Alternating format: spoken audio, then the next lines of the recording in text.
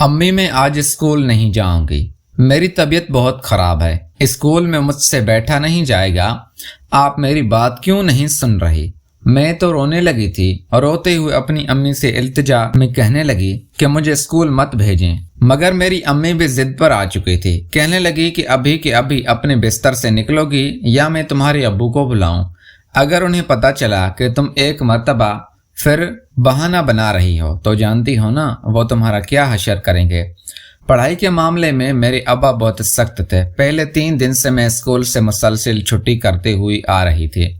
मैंने यही कहा था कि मुझे तेज बुखार है, जबकि मेरे इस बहाने से मेरी माँ बखूबी वाकिफ थी कि मैं जानबूझकर रोते हुए अब्बा से छुट्टी की मंजूरी लेती हूँ, जबकि हकीकत में ऐसा नहीं था। जब अम्मी ने यह धमकी दी तो मेरी आंखों से मोटे मोटे आंसू निकलने लगे थे।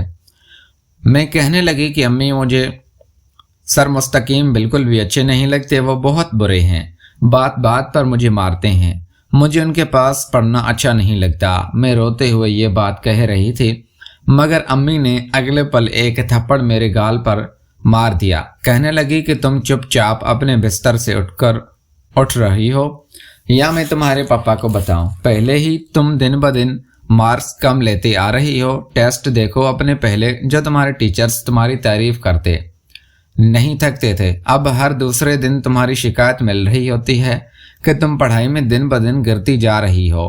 अम्मी की डांट सुनकर मैं रोते हुए उठी थी। बिस्तर बदल कर ही सह गई मगर यूनिफॉर्म पहनने लगी। जैसे यूनिफॉर्म पहनकर आईने के सामने आई तो मेरा वजूद लरस कर रह चुका था।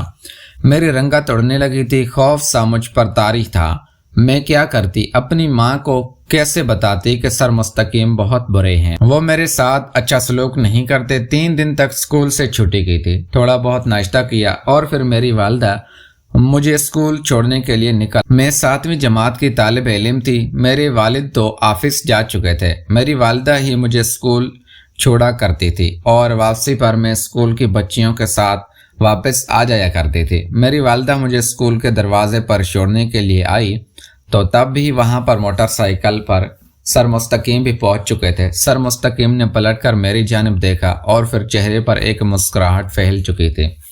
मेरे तो वजूद ने एक झिरी झिरी सी ली थी। मैं जल्दी जल्दी कदम उठाते हुए अपने क्लासरूम में पहुंची थी।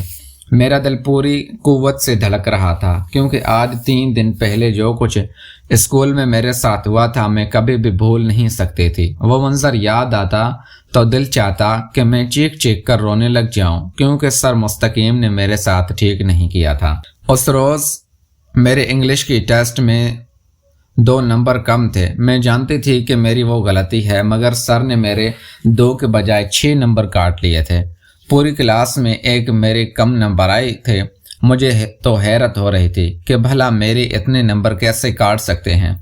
मैंने बुलाकर कहना चाहा कि सर मैंने सारा टेस्ट सही ठीक दिया था, आपने जानबूझकर मेरी ये गलती निकाली है। मगर उससे पहले ही सर ने अपने पास मौजूद इतना मोटा डंडा कुर्सी पर मारा, मुझे खामोश करवा दिया था। तब भी ब्रेक का टाइम हो गया। सारे बच्चे शोर मचाते बैग बंद करके क्लास से बाहर चले गए, जबकि क्लास में मैं और सर मुस्तकीम अकेले रह चुके थे। मैं डरते रही। उनके सामने सर झुकाकर खड़ी थी। वो उठकर मेरे पास आई और एक नज़र कमरे से बाहर देखा। सारे बच्चे खेल में मशगूल थे, वहां पर कोई भी मौजूद नहीं था। वो मुझे कमरे के आखिरी डेस्क पर ले गए और थोड़ी चेहरा ऊपर उठाकर कहने लगे, मानो कितनी प्यारी बच्ची हो तुम, आखिर क्यों नहीं टेस्ट में मेहनत करती? उनका यूं मेरी थोड़ी सी मुझे पकड़ना मुझे अच्छा नहीं लगा था। मैं हड़बड़ाकर फौरन पीछे हटी मगर वो मेरे गाल अपनी उंगलियों से सहलाने लगे थे। उंगली सहलाकर कहने लगे कि मानो बेटा, अगर तुम्हें कोई चीज़ समझ नहीं आती तो तुम मुझसे पूछ लिया करो। तुम तो अपनी अच्छी लाइफ फाइक बच्ची हो, फिर इस तरह की गलतियां क्यों करती हो? आज छुट्टी के बाद मैं तुम्हें एक्स्ट्रा क्लास दूंगा। सब बच्चे जब घर चले जाएंगे तो तुम इसी क्लास में रुकी रहना। मैं तुम्हें इतना अच्छा समझाऊंगा कि तुम्हें दोबारा कोई भी मसला दरपेश नहीं आएगा। इतना कहते हुए सर का हाथ मेरी गाल से मेरे गर्दन पर और फिर मेरे कंधे पर पहुंच चुका था। وہ میرے کندھے کو اپنے بھاری سخت ہاتھ سے سہلا رہے تھے۔ مجھے ان کا یوں چھونا بالکل بھی اچھا نہیں لگا تھا۔ میں رونے لگی۔ مجھے روتا دیکھ کر سر نے مجھے جھڑک دیا، کہنے لگے کہ چپ ہو جاؤ، رو کیوں رہی ہو؟ کیا کیا ہے میں نے تمہارے ساتھ؟ بات ہی تو کر رہا ہوں، کیا میرا چھونا تو میں برا لگ رہا؟ میں نے تو صرف تمہارے کندھے پر ہاتھ رکھا ہے، کیا تمہارے گھر والے تمہارے کندھے پر ہاتھ نہیں رکھتے؟ میرے چھونے سے رونے کی کیا بات ہے؟ دیکھو میں بھی تو تمہارے روحانی باپ ہوں، آؤ میرے ساتھ میری گود میں بیٹھو۔ سر مجھے زبردستی اپنی گود میں بٹھانا چاہتے تھے، مگر میرے دماغ میں خطرے کی گھنٹیاں بجنے لگی تھی۔ پہلے ہی اس وقت میں چھوٹی تھی، مگر اچھے برے کی سمجھ بوجھ رکھتی تھی۔ میں سر کو وہیں چھوڑ کر بھاگ گئی، جبکہ سر غصے سے مجھے بلاتے رہے گے۔ مجھ سے ٹھیک سے سانس بھی نہیں لیے جا رہی تھی، ایسے لگ رہا تھا جیسے کہ میری سانسیں رک چکی تھی۔ میں اس روز یہی دعا کر رہی تھی کہ اللہ پاک دوبارہ میرے کبھی سر مستقیم سے سامنا نہ ہو، میں تو اسکول ہی چھوڑ کر دوں، دوبارہ یہاں نہیں آؤں گی۔ بار بار مجھے اپنی گالوں پر اور گردن پر ان کا ہاتھ پھیرتا ہوا محسوس ہو رہا تھا۔ میں نے جلدی سے چھٹی ہوتے ہی بیگ پہنا اور اسکول سے باہر بھاگ گئی تاکہ سر کسی طرح مجھے روک نہ سکے۔ آج میں سب سے پہلے اسکول سے باہر نکلی اور بھاگتے ہوئے گھر پہنچی تھی۔ گھر جاتے جاتے میرا پورا وجود پسینے سے شرابور ہو چکا تھا، مجھے بخار ہونے لگا تھا۔ اگلے روز تو میں نے اسکول جانے سے انکار ہی کر دیا، مگر 2 دن تک آخر میں کتنے بہانے بناتی۔ ابھی بھی میں اسکول میں اردو سبجیکٹ کا کلاس اٹینڈ کر رہی تھی۔ جیسے جیسے سر کے سبجیکٹ کی کلاس نزدیک آ رہی تھی، میرے تو ہوش ہی اڑنے لگے تھے۔ یہ دعا کرنے لگی کہ اللہ کرے کہ سر مستقیم کلاس میں ہی نہ آئے، اسکول کا پرنسپل کوئی میٹنگ بلا لے، وہ وہاں چلے جائے۔ مگر سر کلاس میں کتنی دعائیں مانگتی رہی، مگر جیسے ہی گھنٹی بجی تو سر مستقیم کلاس میں آ چکے تھے۔ آتے ہی سب سے پہلے انہوں نے ایک نظر مجھ پر ڈالی تھی، ان کے چہرے پر ایک مسکراہٹ تھی۔ انہوں نے پہلے تو کام لکھوانا شروع کیا، باقی بچوں سے بھی وہ سوال جواب کر رہے تھے، مگر مجھ سے سوال جواب کرنے کا اندازہ تو کچھ اور ہی تھا ان کا۔ میں نے تو نظریں جھکائی بیٹھی، خاموشی سے کام لکھتی رہی۔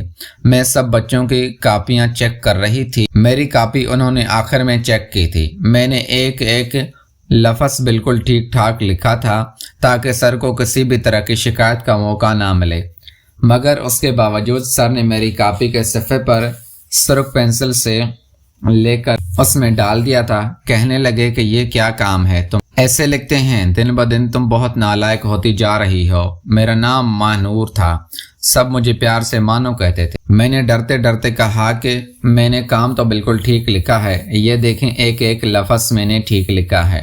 ڈرتے ڈرتے میری آنکھوں سے آنسو آنے لگے تھے، میں بہت زیادہ خوف زدہ ہو چکی تھی۔